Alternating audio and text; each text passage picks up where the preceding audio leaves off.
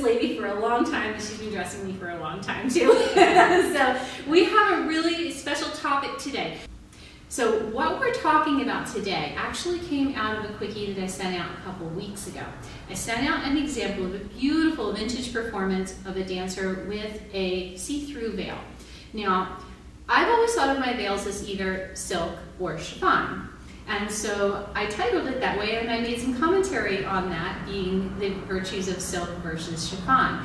And two lovely ladies decided that I should be a little more educated about my veils, and I totally agree. I'm all for education. So Gail had written to me, and she mentioned that silk and chiffon are actually two distinct, different types of things. One's a fiber, one's a weave. And the other person who wrote to me is Davina Dawn Divine from California, also a very dear friend of mine and a big booster of the quickies. And she also explained the same thing to me, because both of these ladies are experts in fabric and costumes.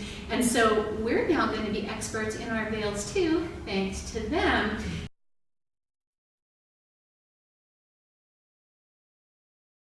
Okay. Tell us about fibers and weaves, because it seems like that's the crux of the issue here, right? That it is. For belly dancers, for the most part, when you're looking at a veil, you're looking at a veil that is a chiffon weave. Usually those are polyester. Or you're looking at a silk veil, which is the fiber, and frequently that is something known as silk habitai or China silk. Or you might occasionally find a silk charmeuse, which is, the charmeuse is the weave, the silk is the fiber veil. And those are a little bit heavier, and they're shiny on one side and more matte on the other side. Okay, so to start out with, we have either a polyester fiber or a silk fiber, right? For the most part. There also are some other fibers that come into play. You can find, some of the veils you'll find are with the metallic running through. Those are lurex fibers, which is some mysterious man-made plastic of some sort. And usually those are in either a poly or occasionally in a rayon, if you get one of the Indian products, where it'll be the colored portion will be either be a rayon or a poly or some mysterious fabric that they have managed to weave up with the lurex fibers going through it. Otherwise, you're pretty much mostly looking at either a silk or a polyester veil.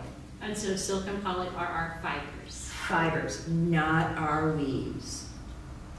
Okay, so now we understand fibers. Now tell us about weave. Okay, weaves are totally independent things of the fibers. The fibers are either going to be coming from a plant, an animal, or some man-made vat of goo. Well, yes, it's extruded. Yeah. So the weave is actually how the fibers are put together on the loom. You all have knitted sweaters.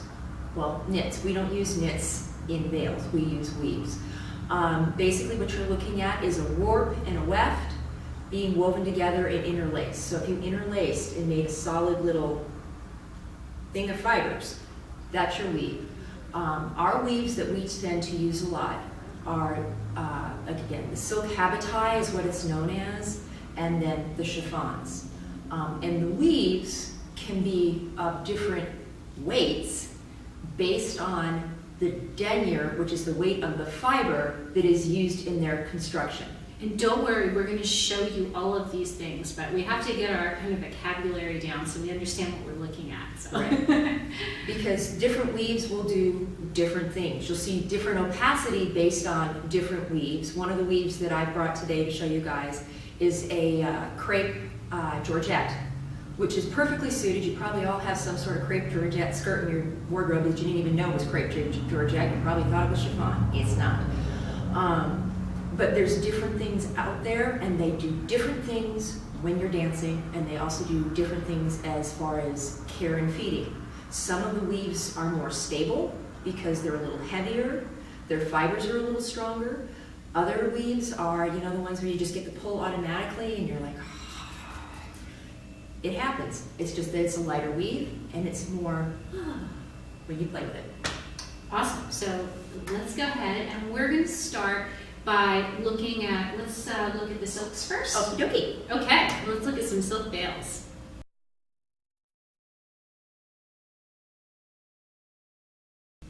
All right, so we have some silk veils here.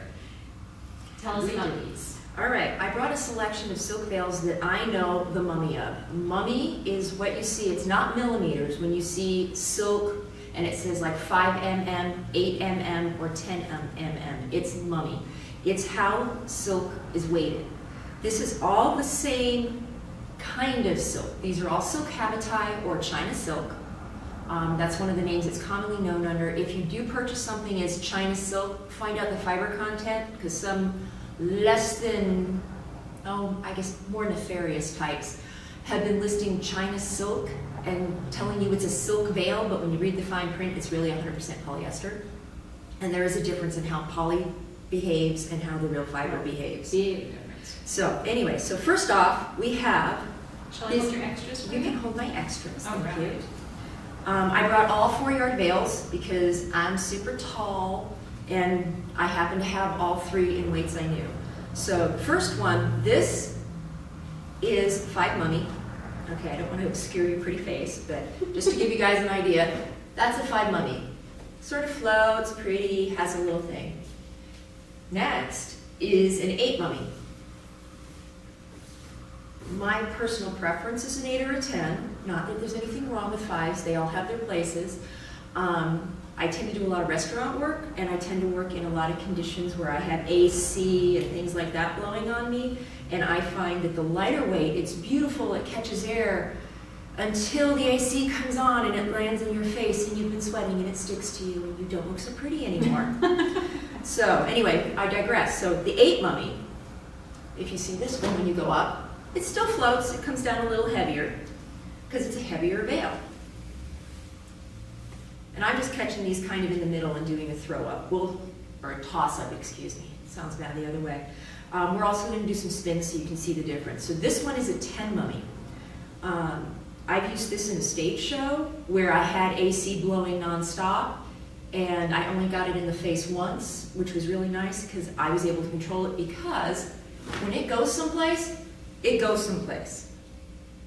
But that's basically silk, the 3 different weights. The silk habitat. The silk habitat, yeah. Okay, so let's take a look at how these spin. So I'm going to give these back to you. Okay, And give you some room. I'll take the first All right, one, so I'm going to 5. stand out of the way here, and she's going to do an end spin so you can see how the length of the fabric behaves.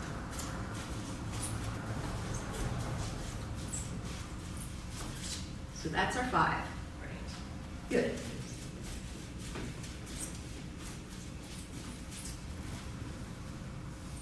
So we got that one, and our 10. 10.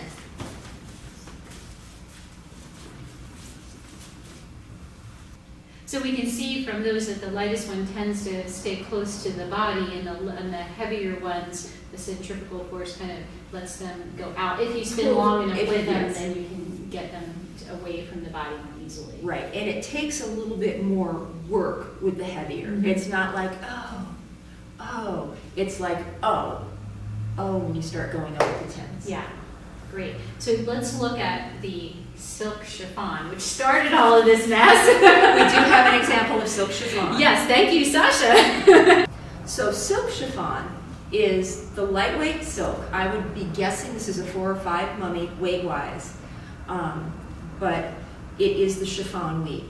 So it's a little bit more, what's the word I want? It's not as dense. The silk habitai is a much more dense. This one, we're going to do see-through tests, but you probably can tell, you can probably see pretty much through this right off the bat. Would you equate that kind of with like the thread count of a sheet? Yes, Okay, It's- so it's the kinda fibers are closer together. right, on the silk habitai versus Mhm. this one, they're a little further apart. Mm-hmm. And then, you want me to do the thing on this one? Yeah. You got Okay, it. I don't have an end, so you're gonna have to just bear with me. I'll tent. Mhm. All right, so let's see if I can remember how to tent. Because this is a circular veil for a much shorter person than me. Yeah. But you can see, it's just like, It has beautiful flow. It's very dreamy.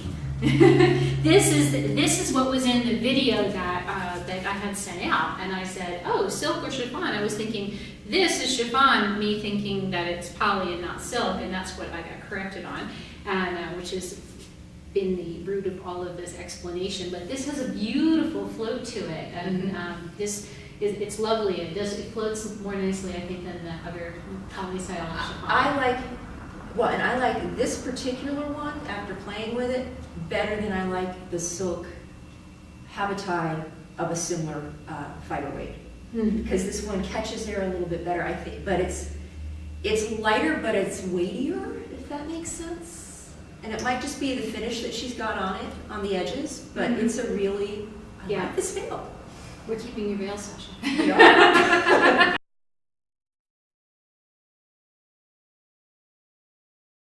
This is a 5 mummy silk habitai veil. And what I really would like you guys to see on this, and I hope you can, if Maheen can get in close enough, is because it's such a lightweight silk and such a lightweight weave, there's damage that occurs in it, and I'm sure you guys can see this on your own 5 mummy veils, where the fibers separate in the weave and you end up with little extra shear spots.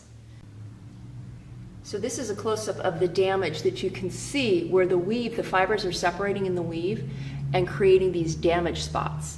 And this frequently happens in 5 mummy. It's not like somebody selling you a bad bill of goods. It's the nature of the beast. It happens. There's nothing you can do about it. Through normal wear and tear, you will end up with these little bits that have separated out, and eventually you might end up with holes. This is an 8 mummy silk habitai veil, and I'm sitting back here doing a little perusal, and I've used this a fair amount, and I don't have any of those separations in the weave like we saw on the 5 mummy. It's just a little heavier and a little tighter weave, and less prone to damage. All right, this is a 10 mummy silk habitai veil. Again, it's the heaviest of the 3 that I brought today. And it should be the most opaque. I know I see less of Maheen through this than I did of the other ones. We can barely see we can see your outline, but we can't see your features. There you go. Now you got me. And this is the silk chiffon, which is wow, I can not only read a book, I could probably work on the computer through it. It's a very lovely weave, and it's actually looks pretty darn stable, which is really impressive. And Sasha, if this doesn't come back to you, I just want you to know Maheen and I are giving it a good home on rotating weekends.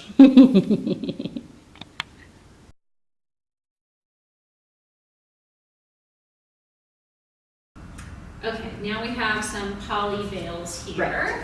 So polyester is our fiber. Now we're going to look at the weaves. Right, and these are all chiffon weaves. Okay. There's different weights, because like silk, you can extrude your polyester. Okay, back up. When I say extrude, polyester, when I was referring to the big vat of molten goo, it's in a machine and it is extruded through little nozzles to form the fibers.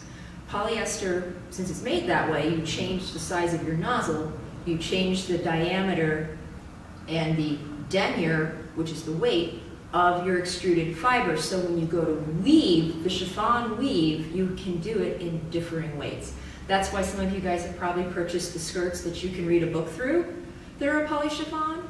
And then you've purchased other skirts that are a chiffon that you can't read the book through. So just like yarn, yarn is multiple fibers, but if you think of like the strand of yarn as one fiber, right, then you have really like fine baby yarn, and then you have the big thick yarns. And so you're saying that the actual diameter, the thickness of right, the strand. Of the actual strand. Okay. It's like if you go into the fabric store, you can buy regular thread or you can buy upholstery thread. Right.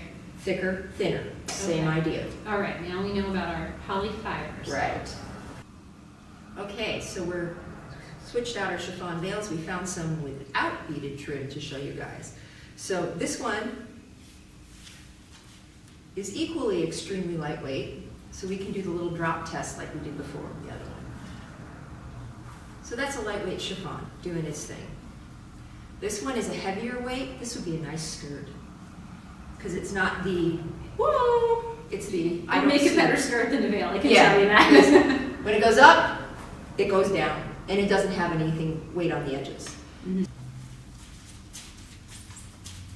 That just does not come up very well. No. It stays around your feet. That kind of veil makes me nervous. Yeah, it doesn't catch air.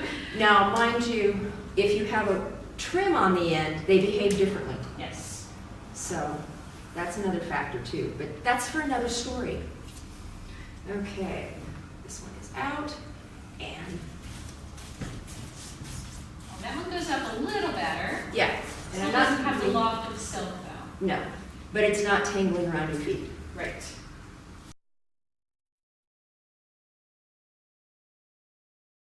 And here we have a poly chiffon. It's actually reasonably stable. It's got a couple little pulls, but I know you've been using this for quite a bit, Maheen. Oh, yes. But it's actually very, very stable, and it's quite sheer. Here's another example of a chiffon veil. This one is definitely a heavier denier. It's definitely got a thicker fiber that's doing it, and looking at it through the light, it's got a kind of cool weave. It might not be just a plain chiffon now that we look at it, but for our purposes, it's a chiffon.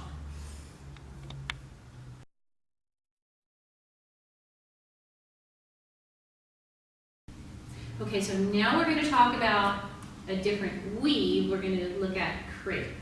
Right, these are crepe Georgette, which a lot of you guys, chiffon is very smooth and flat.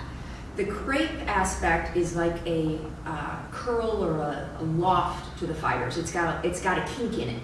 So when you weave it, it's kind of spongy feeling, which sounds strange until you see some. No, I think if anyone who's picked up their skirts and kind of felt that, like, it feels nubby, but it isn't nubby, Right. kind of a thing. Like, it doesn't look that way, but it feels that way. That's That's a good way, I think, Yeah. to describe it. But there's a definite loft to the whole thing versus the flat of the chiffon or of the silk habitai. I know for a fact that this one is polyester, a lovely eBay Indian El Cheapo. It has its place.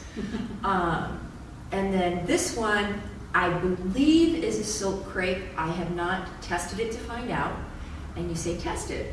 Well, there are ways to do it. There's what's called the burn test. So if you've got a yardage of fabric, don't go burning holes in your veils.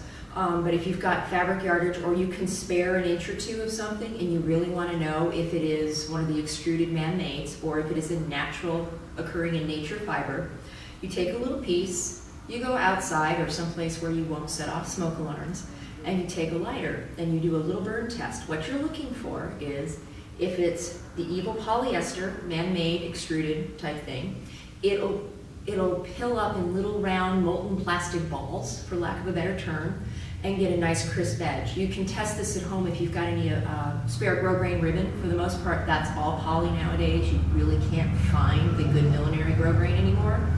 And if you burn that edge, you'll see, you'll get almost a little char mark, and it'll just melt. Conversely, silk will ash because it's a hair natural product, you might say. It's coming out of the little worm. Mm-hmm. And I say hair because silk will smell kind of like a burning hair. It's a I think protein it does. smell. It's the protein smell. And it will ash. It won't bead up, it won't curl. So, as Maheen had said before when we were just chatting, you want to look for something silk or cotton if you are playing with fire. You do not want to wear the molten garment that, if it goes, will just adhere to you. You want something that will ash and you can get rid of. But anyhow, like I said, we think this is a silk chiffon. Unfortunately, I'm not willing, or fortunately, I guess, I'm not willing to do a test on it to find out for sure. But you feel like it behaves like a silk It chiffon. behaves like a silk chiffon versus that one that behaves like a milk jug. All right, so let's see how these things Okay. So this guy, let me get him out. And this is actually a dupatta from one of my adventures in India. But you can see it catches loft, it's got a little life, it's nice. Yeah.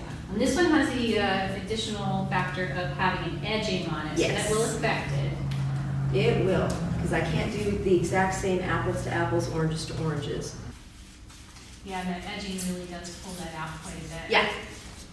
That if I was doing, let me do a TP with that one too, just even though it's not round for the half circle. Okay. That flies up pretty well. Yeah. Whoa. That one I don't think would fly as well if it didn't have the edging. Yeah. Yeah, I agree. But, so those are crepe. Probably crepe Georgette, we think. Okay, good. So now we know what those are. Yes.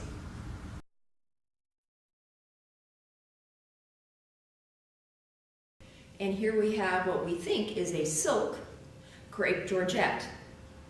Also nice and see-through. And this is another crepe georgette. This one is the heavier version. And for see-through qualities, it's actually surprisingly see-through from my end, but I'm being front-lit so I can see Maheen. By being backlit, you guys should be able to see me. And that's a really interesting point, because where the light is coming from is going to greatly affect the opacity of the veil, right? Sure is. All right, another time we're going to have to talk about that. And your skirts. Oh yes, that's even more important. Well, Rukhsana, thank you so much for coming and sharing all this knowledge. I know I have learned a ton. I mean, if you dance with your veils for long enough, you kind of just know that this feels right for this, or this works better for this, or things like that, but we don't really know the ins and outs of the whys, and that makes it hard sometimes when we're shopping for veils, because if we don't know, oh, it's because it's a chiffon, or because it's a crepe, or because it's this fiber or that fiber, we just know that this veil worked for us and this veil didn't. So this is super handy information for if you're shopping for a veil online, especially if you know that what you have is 5 Mummy silk in Habitai weave, then you know if you buy something else that is that and it's labeled accurately, then you're probably going to get something that is going to also work for you. Right. So that's super handy information for us to have. And thank you for clarifying all of that for us. We always love having you on the BDQ. We always learn something new. So not only does Rukhsana know about veils, but she's also an extraordinary costumer, and you can find more of her work and her information about what things she has, costumes for sale, and all that kind of things at Rukhsana Rocks. We will share a link for that down in the box below. And so thank you. Not a problem. Thank you Thank you for having me. All right, you guys have a great day. See you later. Bye-bye.